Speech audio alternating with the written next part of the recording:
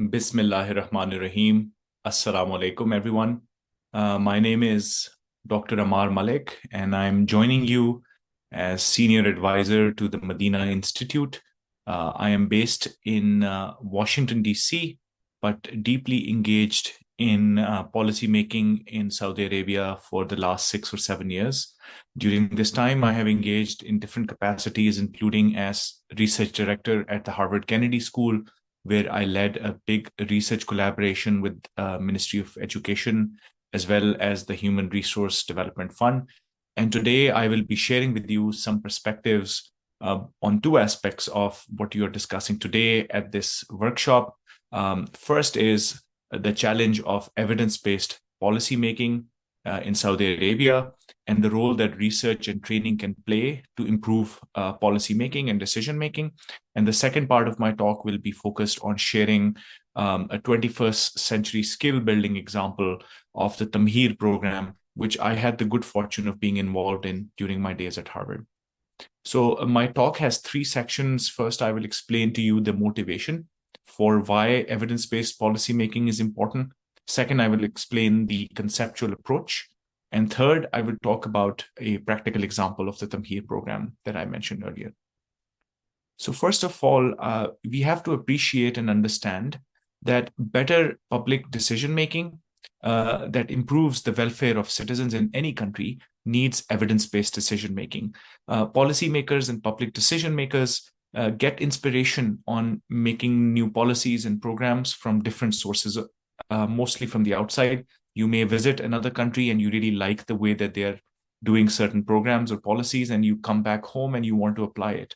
But my main emphasis is that Saudi Arabia is at the stage of maturity as a political entity, as a country, as a nation, that it is time to make homegrown policies, which means that the ecosystem in Saudi Arabia, where research makes its way into policy, has to be based on social science research. Saudi Arabia has some of the world's top universities in the hard sciences, but in the social sciences and in the field of public policy, there is still reliance on outside forces. And my argument is that instead of relying on foreigners, including management consultants, it is time for Saudi Arabia to build skills of their own people and to move forward in this direction. It is part of Vision 2030 implementation as well, because in the early days, you needed to make progress and you had to rely on foreigners. But I think now when we're getting close to 2030, it is time to build some homegrown capacity. Just to give you some idea of the numbers, when I look at Saudi Arabia, Saudi Arabia has the world's largest public sector consulting market. According to one estimate, Saudi Arabia spent about $3 billion in 2019 on consultants. The social science research capacity is weak as compared to sciences as far as publications in top academic journals is concerned. But the R&D expenditure Saudi Arabia is very, very high. So I think that Saudi Arabia has the potential to bring research into its policy ecosystem. To implement this, we at Harvard had created the Smart Policy Design and Implementation Framework. And it is based on the recognition that in policy, there are no magic bullets. Problems have to be localized, and the solutions that we proposed, they have to be contextualized. They have to be rigorously tested, and they have to be continuously improved. So in Saudi policy making system, we have to make sure that there is capacity in the system to continuously self-improve.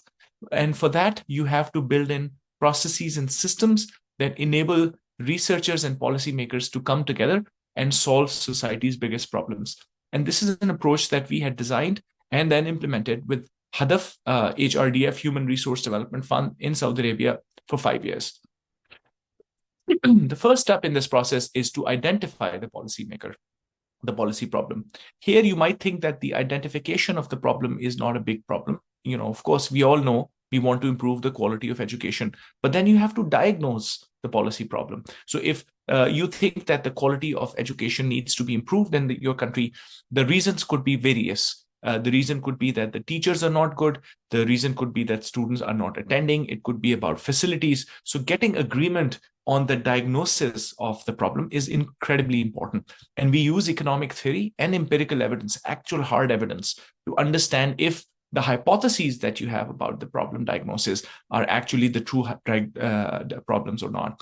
The third is to design a policy solution together with policymakers. And here we have to think innovatively, and we have to embed researchers into policy-making systems. And then, of course, after designing the solution, you have to implement it, and then you have to test it.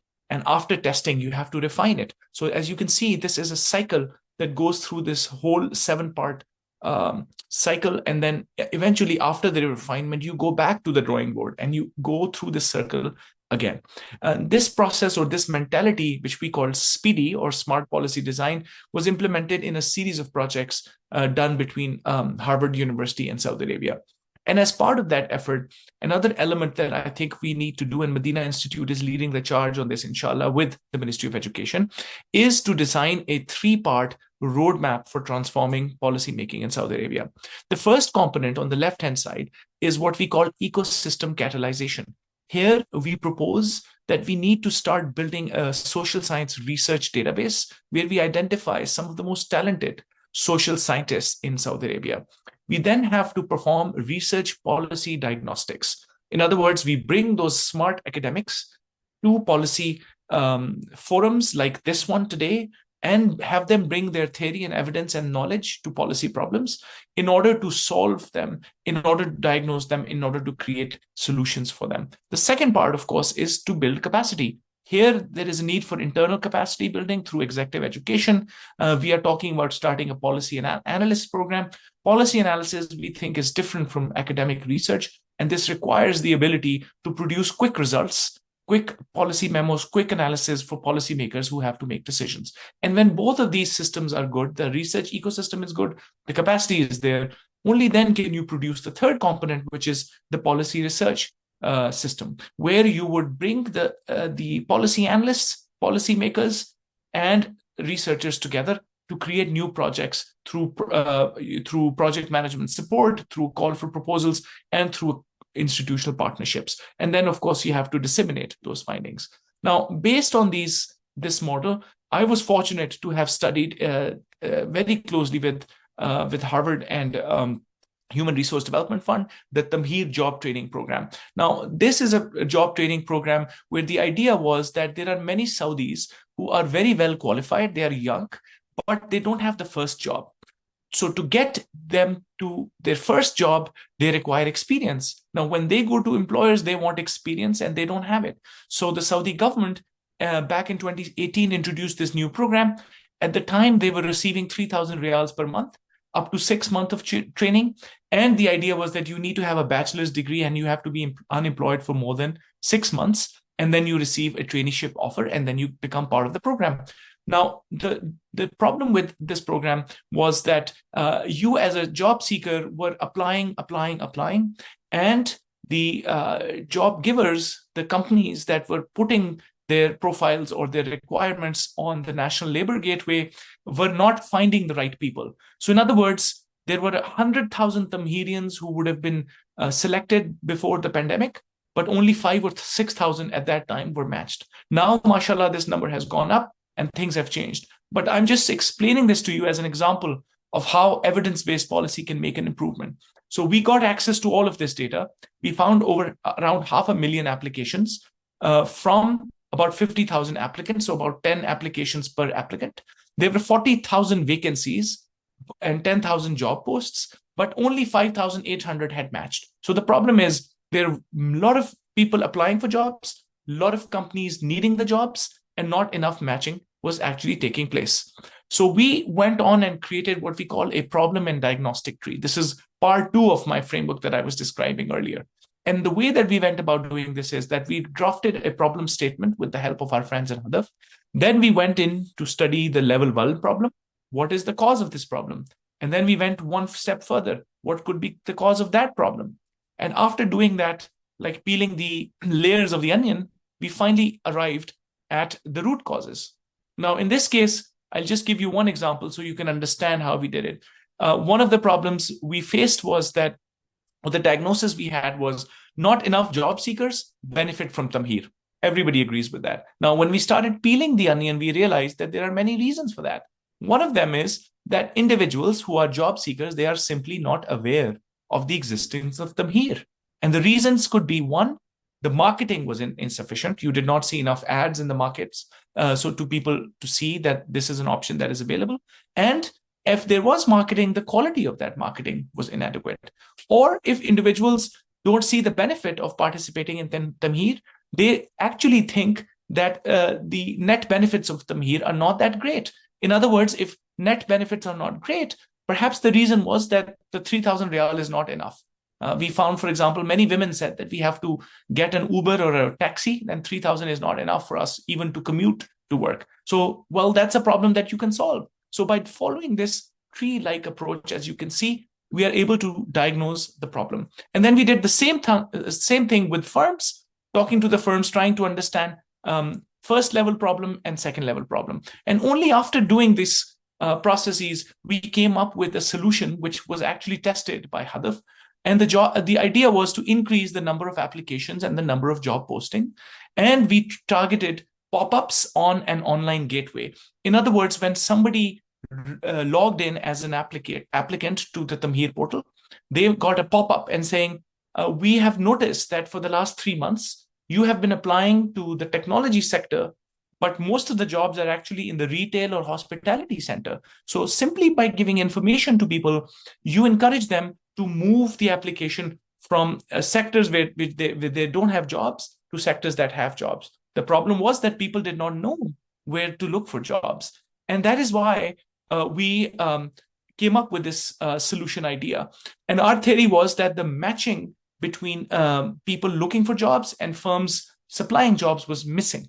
And this is why in our decision tree, we came up with this red area where we said individuals don't match to OJT opportunities or Tamheer opportunities, and not enough people are aware of this.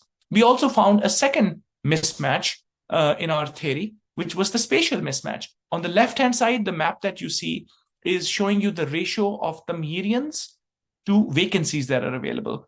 And you can see that most of the Tamheerians are sitting in the north here or in these regions toward the east. Whereas if you look at the ratio of applications to vacancies, where most of the applicants are sitting here in the middle. So I think that there is a mismatch here spatially that also had to be resolved. And here is more evidence showing you how people were applying for jobs such as administrative assistants, human resource specialists, whereas most of the jobs were in project management, human resource management, and other things. And so what we did was eventually we introduced this idea of loosening up the requirements and testing by giving more information. How can it be that people will be able to go to the jobs that they are applying for and get those jobs? So to wrap up, I would like to just reiterate that the main objective of bringing evidence-based policy making in this area of 21st century skill building is to make sure that people who are young, who are looking for jobs, who are aspiring to find jobs, are made aware early on about where the opportunities are.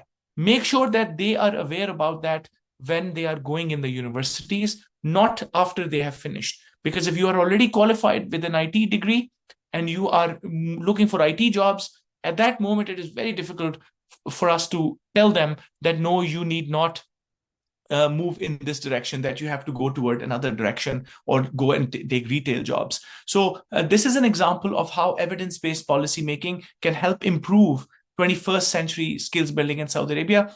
Thank you for listening to me, and I hope that we can continue this engagement through the Medina Institute and through our friends in UNESCO. Thank you very much. Ma salam and goodbye.